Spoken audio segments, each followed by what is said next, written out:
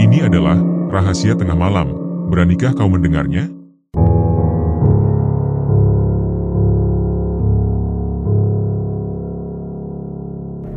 Mas Inung sejatinya lahir dan menghabiskan masa kecilnya di pinggiran kota Solo. Di sanalah ia tumbuh besar dan menjalani hari-hari kanak-kanaknya dengan penuh keceriaan, seperti halnya anak-anak lainnya.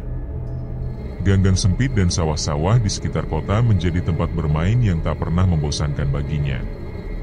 Kota Solo baginya bukan hanya sekadar tempat tinggal, tetapi merupakan ruang penuh kenangan dan pelajaran berharga tentang kehidupan. Namun, ketika masa SMP-nya usai, keluarganya harus meninggalkan Solo demi mengikuti tuntutan pekerjaan sang ayah. Mereka kemudian menetap di Klaten, meskipun hati kecil Inung sebenarnya masih berat meninggalkan kota yang telah menjadi bagian penting dalam hidupnya. Di Klaten, ia perlahan belajar beradaptasi dan meneruskan pendidikannya di sebuah SMK yang tidak terlalu jauh dari rumah barunya. Di sekolah tersebut, ia belajar dengan sungguh-sungguh dengan harapan agar kelak bisa hidup mandiri setelah lulus. Selepas lulus SMK, Inung memiliki keinginan besar untuk merantau, mengikuti jejak banyak pemuda di desanya yang memilih mencari nafkah di kota-kota besar. Namun, keinginan itu harus dikubur karena kedua orang tuanya tidak merestui. Mereka menginginkan agar Inung tetap tinggal dekat dengan keluarga dan mencari pekerjaan di sekitar Klaten saja. Inung pun memilih untuk mematuhi keinginan orang tuanya. Ia tidak ingin menyakiti hati mereka dan memilih menjalani hidup dengan bekerja serabutan demi mencukupi kebutuhan sehari-hari. Dengan tekad kuat, Inung mulai membuka usaha kecil di rumah, yakni jasa servis elektronik. Ia dikenal oleh warga sekitar karena kemampuannya dalam memperbaiki televisi, radio, dan berbagai peralatan elektronik lainnya. Kadang-kadang, ia juga diminta untuk membantu mengatur sistem suara di acara hajatan atau pengajian desa. Meski pekerjaannya tidak menentu dan penghasilannya tidak selalu stabil, Inung menjalaninya dengan penuh syukur dan tanpa keluhan. Seiring waktu, Inung yang sibuk dengan berbagai pekerjaannya itu bertemu dengan seorang perempuan. Hubungan mereka tumbuh semakin serius, hingga akhirnya mereka memutuskan untuk menikah. Tak lama setelah pernikahan, keduanya dianugerahi seorang anak. Kehadiran anak dalam kehidupan mereka membawa perubahan besar, termasuk dalam cara Inung memandang masa depan. Ketika anaknya mulai tumbuh besar, muncul kegelisahan dalam hati Inung. Ia merasa tidak tenang membayangkan suatu hari nanti sang anak merasa malu dengan pekerjaan ayahnya yang serabutan. Ia ingin menjadi sosok ayah yang bisa dibanggakan, yang memiliki pekerjaan tetap dan terstruktur. Keinginan ini tidak muncul karena gengsi, melainkan demi harga diri sang anak di masa depan, agar ketika ditanya tentang pekerjaan ayahnya, si anak bisa menjawab dengan penuh rasa bangga. Selain itu, Inung juga menginginkan kestabilan penghasilan agar bisa merencanakan masa depan keluarganya dengan lebih pasti. Dengan niat yang tulus, ia mulai menghubungi saudara-saudaranya yang masih tinggal di Solo. Satu persatu ia telepon, menyampaikan keinginannya untuk mencari pekerjaan yang lebih tetap. Ia juga meminta agar diinformasikan jika ada lowongan kerja, dengan penekanan khusus bahwa dirinya berminat menjadi petugas keamanan. Keyakinan Inung bahwa dirinya cocok menjadi seorang security tidak datang tanpa alasan. Postur tubuhnya yang tegap, kedisiplinan yang ia jaga selama ini, serta pengalaman dalam bela diri sejak muda menjadi modal utama yang ia percaya akan sangat mendukung dalam pekerjaan tersebut. Suatu hari, sebuah panggilan telepon datang dari keponakannya yang terdengar sangat antusias. Kabar gembira itu membawa informasi bahwa ada lowongan sebagai security di sebuah mall di Solo. Semangat Inung pun langsung menyala. Meski belum memiliki pengalaman melamar pekerjaan formal semacam itu, ia dengan antusias menanyakan berbagai hal kepada keponakannya, mulai dari lokasi mall, alur lamaran, hingga apakah ia bisa bekerja meski belum punya pengalaman di bidang keamanan. Keponakannya menjelaskan dengan sabar, meyakinkan bahwa proses perekrutan akan diikuti dengan pendidikan khusus bagi karyawan baru. Mendengar hal itu, Inung merasa lebih tenang. Keesokan harinya, ia langsung berangkat menuju mall tersebut. Perasaannya campur aduk antara gugup dan antusias. Setibanya di sana, Ia menuju pos security dengan maksud awal hanya untuk menitipkan lamaran. Namun, kenyataan berkata lain. Ia diminta menunggu dan diinformasikan bahwa wawancara akan dilakukan hari itu juga. Proses wawancara dilakukan langsung oleh komandan security, yang merupakan mantan tentara pasukan khusus. Hari itu juga Inung menjalani serangkaian tes, termasuk tes fisik yang sangat berat. Mulai dari lari keliling lapangan, push up, sit up, hingga simulasi bela diri, semuanya menjadi ujian nyata bagi kemampuan fisiknya. Hasil tes diumumkan pada hari yang sama, dan rasa syukur luar biasa membuncah ketika namanya disebut sebagai salah satu peserta yang lulus. Hari berikutnya, ia diminta mengikuti orientasi, sebagai bagian dari pendidikan wajib sebelum mulai bertugas.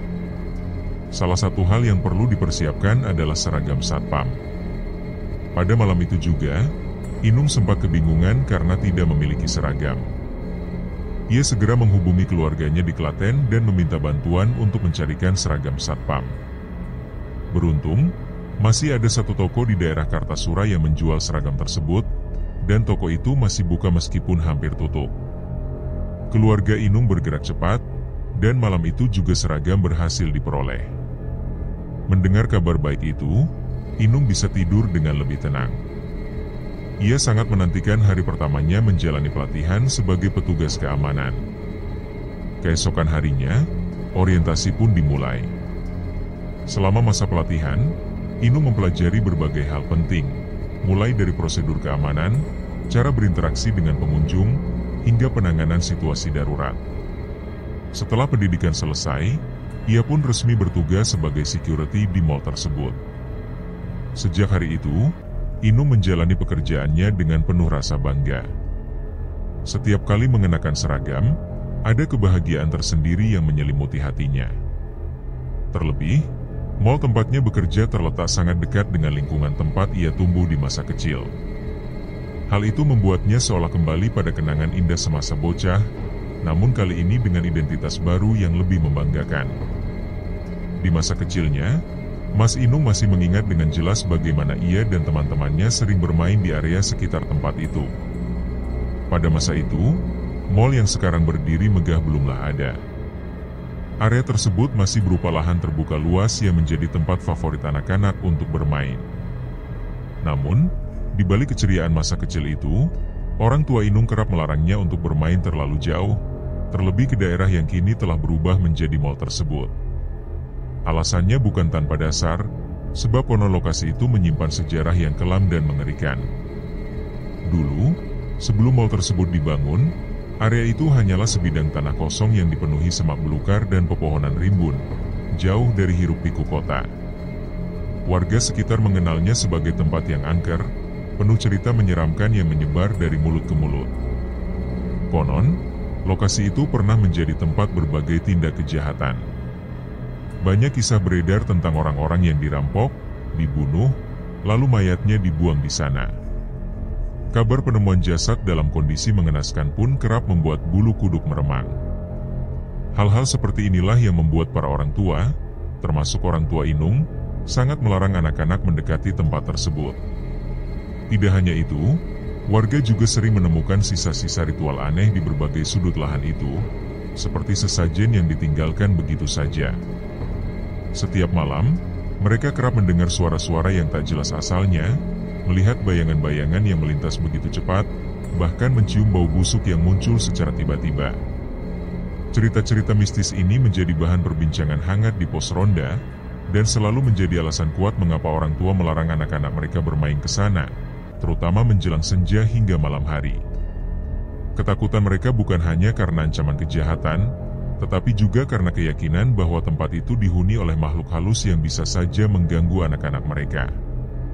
Inung sendiri pernah merasakan ketakutan luar biasa setiap kali melewati area tersebut. Bahkan di siang hari, suasananya tetap terasa mencekam. Namun, takdir justru membawanya bekerja di tempat yang dahulu sangat ia takuti. Pada awal-awal masa kerjanya, segala sesuatunya berjalan normal. Tidak ada kejadian aneh yang secara langsung ia alami.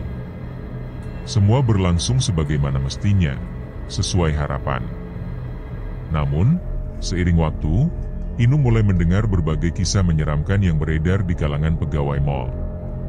Cerita-cerita itu datang dari banyak pihak, mulai dari petugas kebersihan yang sering lembur hingga malam, rekan-rekan tenant yang memiliki toko di mal, hingga sesama petugas keamanan yang sudah lebih dulu bekerja. Kisah-kisah itu bukanlah cerita biasa, melainkan pengalaman-pengalaman di luar logika yang kerap terjadi di lingkungan mal tersebut. Salah satu cerita yang paling membekas datang dari seorang rekan sesama security bernama Budi. Budi sudah cukup lama bekerja di mal itu, sehingga mengenal betul setiap sudutnya, termasuk kisah-kisah mistis yang menyelimutinya. Inung awalnya masih bersikap skeptis. Ia berusaha tetap logis dan mencari penjelasan rasional dari setiap cerita yang didengarnya, termasuk cerita dari Budi yang terdengar seperti kisah menakut-nakuti semata. Namun, keraguannya itu justru membuat Budi menantangnya untuk melihat sendiri rekaman CCTV mal. Tantangan itu menimbulkan rasa penasaran dalam diri Inung. Ia pun segera menuju ke basement paling bawah, tempat ruangan khusus yang menjadi pusat server CCTV berada. Ruangan tersebut dijaga oleh seorang petugas keamanan yang khusus bertugas memantau seluruh rekaman kamera pengawas. Petugas itu dikenal sebagai Pak Agus, seorang pria berusia sekitar 50 tahun, tenang dan tidak banyak bicara. Setibanya di ruangan tersebut, Inung menyampaikan maksud kedatangannya. Pak Agus yang sudah sangat memahami maksud Inung segera mencari rekaman yang dimaksud. Rekaman itu berasal dari beberapa malam sebelumnya, dan diambil dari kamera yang mengarah ke lorong pintu bagian utara di lantai dasar mal. Malam itu, kondisi lorong tampak sepi dan gelap. Dalam rekaman tersebut, tiba-tiba muncul sebuah sosok dari ujung lorong. Sosok itu menyerupai perempuan dengan pakaian panjang berwarna putih. Gambarnya terlihat buram, tetapi bayangannya cukup jelas. Bagian atas tubuhnya tampak gelap, dengan rambut panjang yang menjuntai ke depan. Yang paling mengerikan, sosok itu bergerak, namun dengan cara yang aneh, ia terlihat merayap, menyeret tubuhnya di lantai. Tak lama kemudian, sosok itu memanjat tiang yang ada di lorong dengan gerakan seperti merayap, lalu menghilang begitu saja. Melihat tayangan itu membuat tubuh Inung merinding hebat. Ia seketika kehilangan kata-kata. Di saat itulah semua keraguannya sirna. Ia mulai meyakini bahwa semua cerita yang selama ini ia dengar, baik dari rekan-rekan kerja maupun dari Pak Agus dan Budi, bukanlah sekadar isapan jempol. Pengalaman mereka ternyata benar adanya. Dan tempat di mana ia bekerja memang memiliki sisi angker yang tak bisa diabaikan. Suatu malam, sekitar pukul 10 malam ketika mal hendak tutup, suasana sudah sangat sepi. Pengunjung sudah hampir tidak ada, hanya tersisa beberapa pegawai toko yang sedang merapikan dagangan. Petugas keamanan pun mulai berkeliling untuk memastikan seluruh area aman. Saat itulah terdengar keributan dari lantai basement 1, tepatnya di area supermarket besar. Mas Inung bersama beberapa petugas keamanan lain yang sedang berjaga di pos utama segera menuju lokasi. Sesampainya di sana, mereka mendapati seorang pegawai perempuan supermarket dalam keadaan tidak sadar, seperti kesurupan. Perempuan itu berteriak-teriak tanpa kendali, bahkan sempat menendang meja display besar yang terbuat dari besi dan kayu tebal. Anehnya, meja tersebut terpental cukup jauh, padahal mustahil bagi satu orang perempuan untuk melakukannya. Bahkan 5 pria dewasa pun mungkin akan kesulitan jika harus mendorong meja itu. Situasi menjadi kacau. 5 orang petugas keamanan, termasuk Inung, berusaha menahan tubuh perempuan tersebut. Namun tenaga yang dimiliki perempuan itu terasa sangat luar biasa, seolah memiliki kekuatan yang berlipat ganda. Ia tidak hanya berteriak, tetapi juga meronta hebat, mencakar, dan berulang kali mencoba melepaskan diri dari pegangan mereka. Dalam kondisi genting itu, salah satu petugas memanggil seorang kiai yang dikenal memiliki kemampuan spiritual, dan kebetulan tinggal tidak jauh dari lokasi mal. Tidak lama kemudian, sang kiai datang dan segera memulai proses penanganan dengan membacakan doa-doa khusus. Suasana perlahan mulai tenang. Perempuan yang kesurupan itu mulai mereda kejang-kejangnya hingga akhirnya pingsan. Saat ia sadar kembali, tidak ada satupun dari kejadian sebelumnya yang ia ingat. Ia terlihat linglung dan kebingungan, seperti seseorang yang baru bangun dari mimpi buruk yang dalam. Kejadian-kejadian mistis ternyata cukup sering terjadi di mal itu. Anehnya, gangguan supranatural seperti kesurupan ataupun penampakan hanya dialami oleh para pegawai yang bekerja di sana. Nyaris tidak pernah terdengar laporan dari para pengunjung mengenai kejadian serupa.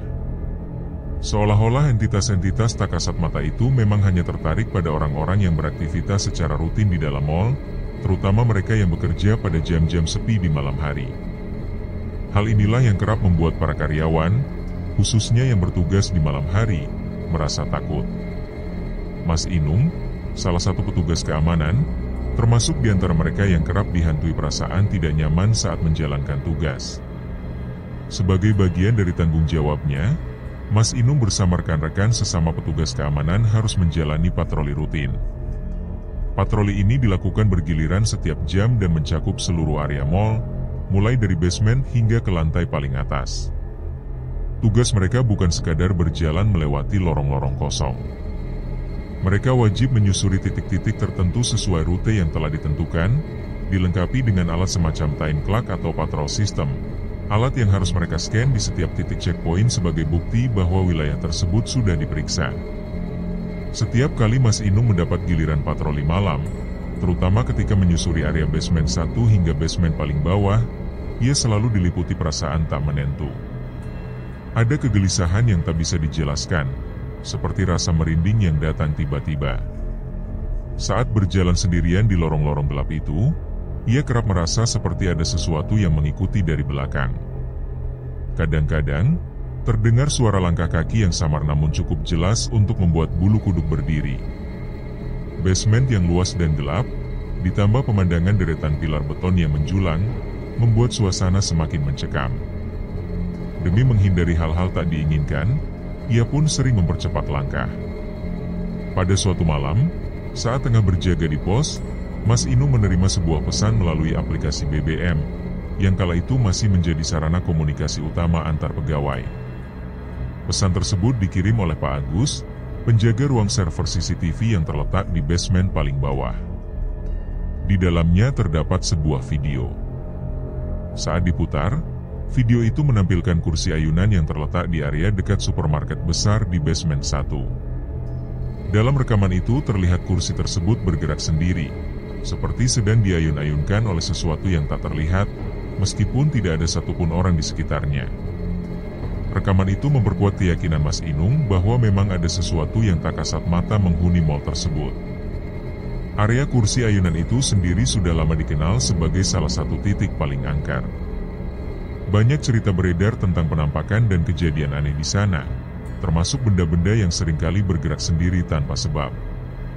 Selain kejadian di kursi ayunan, ada pula cerita lain yang membuat para sopir taksi enggan mangkal di depan mal pada malam hari. Pada suatu malam sekitar pukul 10, tepat setelah jam tutup mal, para pengunjung terakhir biasanya memesan taksi melalui layanan pelanggan di dekat pintu utama. Namun pada malam itu, serta beberapa malam sebelumnya, tak satupun taksi terlihat di area tersebut. Padahal biasanya ada beberapa taksi yang sudah siap menunggu. Hal ini menyebabkan kesulitan bagi para pengunjung yang hendak pulang, dan jumlah taksi yang datang pun tidak sebanyak biasanya.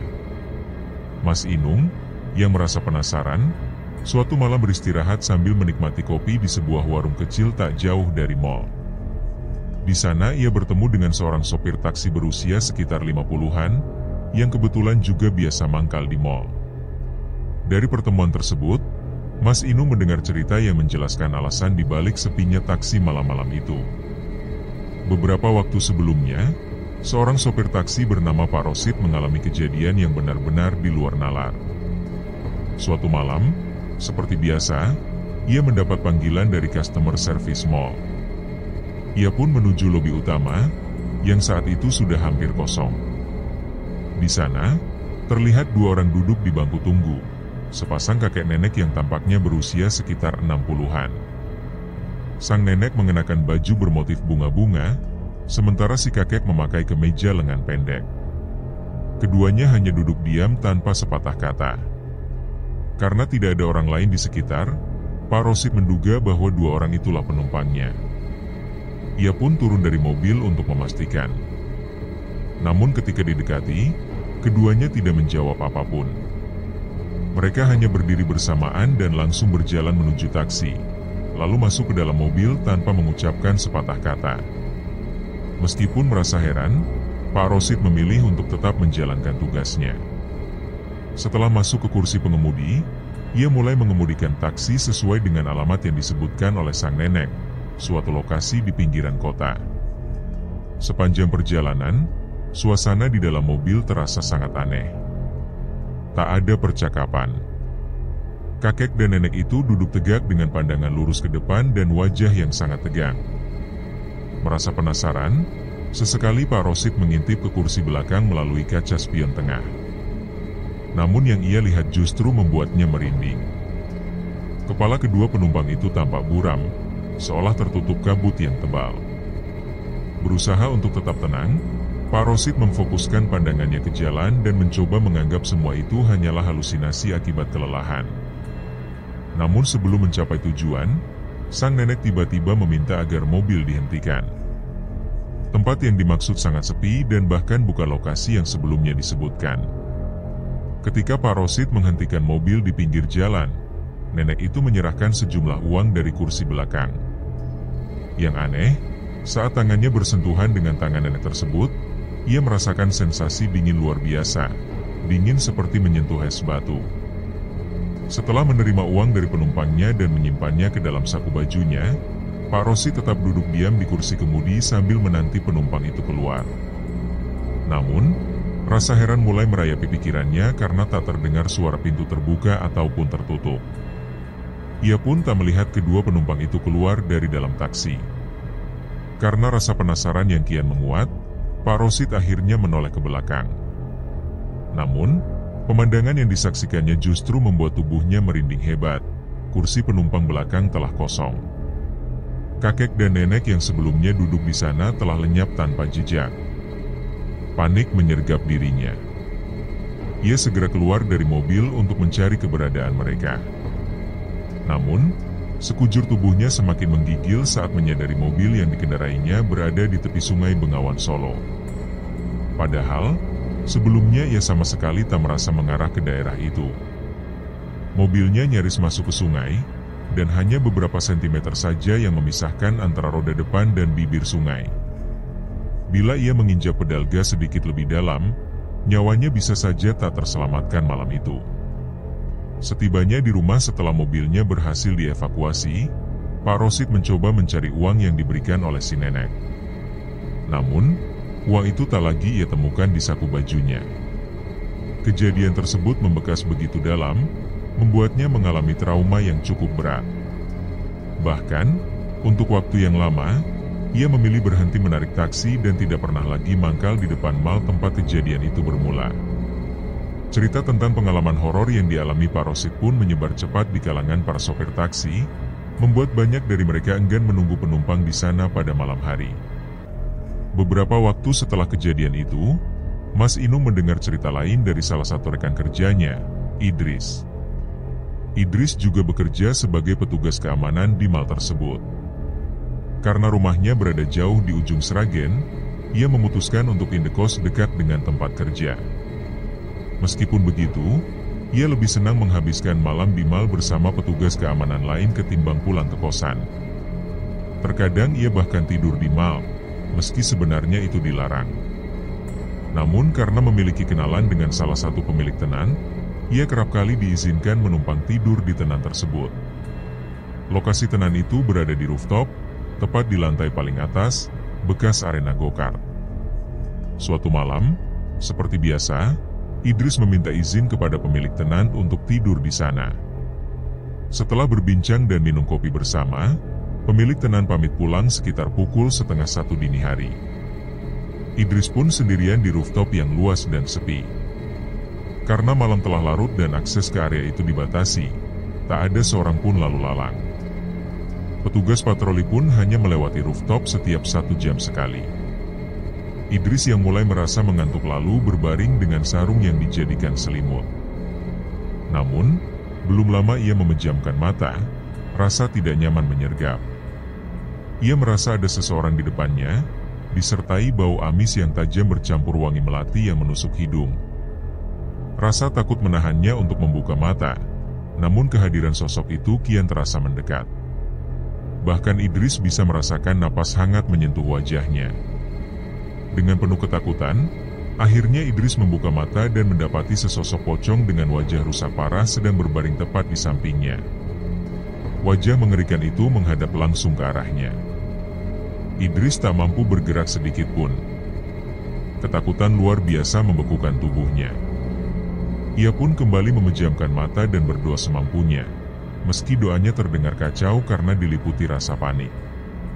Kejadian itu berlangsung cukup lama hingga suara lantunan ayat suci dari masjid terdengar, menandakan waktu subuh telah tiba.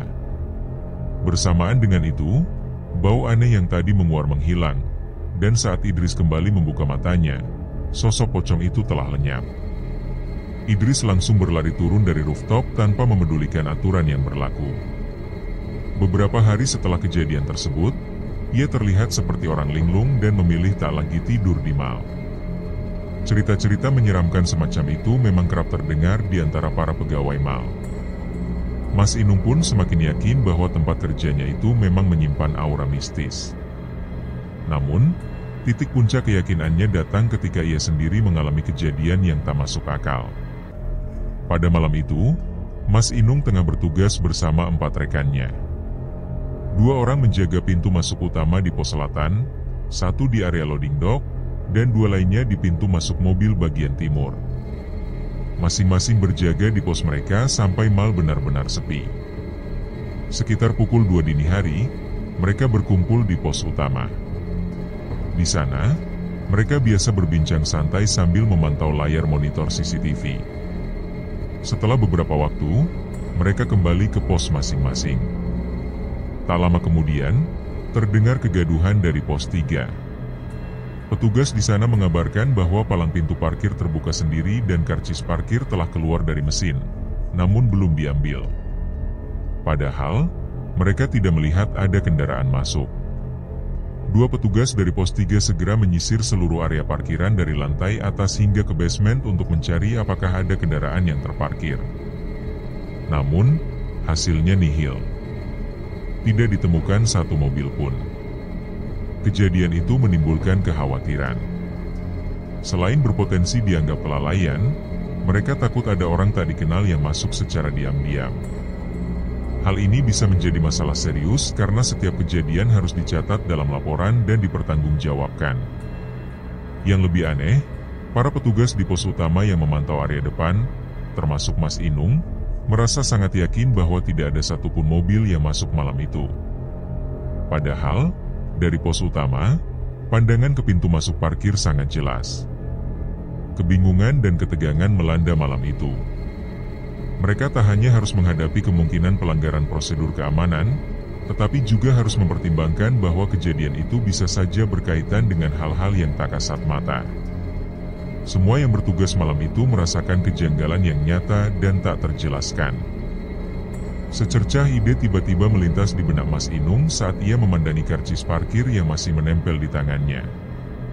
Ia teringat bahwa karcis parkir dari mal tempatnya bekerja dilengkapi dengan barcode atau kode unik yang bisa dipindai menggunakan alat scanner. Biasanya, setelah dipindai, akan langsung muncul data lengkap mengenai kendaraan yang masuk, mulai dari jenis mobil, nomor plat, hingga foto kendaraan dari berbagai sudut, baik dari depan maupun dari samping. Semua informasi itu akan tampil dengan jelas di layar monitor sistem. Melalui pemindaian itu, pelacakan kendaraan yang masuk menjadi sangat mudah. Tanpa membuang waktu, Mas Inung dan beberapa petugas lain segera mengambil karcis parkir tersebut, lalu memindainya dengan alat scanner yang tersedia. Namun, kejutan mengerikan terjadi sesaat setelah pemindaian dilakukan. Bukannya muncul data kendaraan seperti biasanya, monitor justru menampilkan sosok aneh, sebuah bayangan hitam besar dengan sepasang mata merah yang menyala terang. Sosok itu terlihat sangat jelas, hingga jari-jarinya yang besar, panjang, dan kasar pun tampak menonjol di layar. Momen itu membuat suasana menjadi campur aduk. Di satu sisi, Mas Inung dan para petugas merasa lega karena tak ada tanda-tanda penyusup atau maling yang masuk. Namun di sisi lain, mereka diliputi rasa merinding yang luar biasa karena harus menyaksikan penampakan yang tak masuk akal. Kejadian tersebut akhirnya mereka simpulkan sebagai ulah jahil dari sosok gaib yang dikenal sebagai genderuwo. Peristiwa aneh ini hanyalah satu dari sekian banyak kejadian di luar nalar yang sering terjadi di mal tempat Mas Inung bekerja. Ia kerap mendengar cerita-cerita serupa dari rekan-rekannya, bahkan tak jarang dirinya sendiri mengalami langsung kejadian-kejadian aneh, terutama saat bertugas di malam hari. Meskipun dihantui pengalaman-pengalaman mistis, Mas Inung tetap menjalani pekerjaannya selama 3 tahun. Ia tidak memutuskan untuk berhenti karena rasa takut, melainkan karena adanya pergantian vendor security. Ketika kontrak vendor lama berakhir, vendor baru datang dengan tim keamanan mereka sendiri, sehingga Mas Inung pun harus mencari pekerjaan lain. Kini, setelah melewati masa-masa itu, Mas Inung telah menekuni usaha barunya di bidang penjualan barang-barang antik. Ia menjalani kehidupan yang tenang di Klaten bersama keluarganya, dan saat cerita ini dibagikan, ia telah meninggalkan dunia security dan menjauh dari pengalaman-pengalaman menyeramkan yang pernah membekas dalam ingatannya.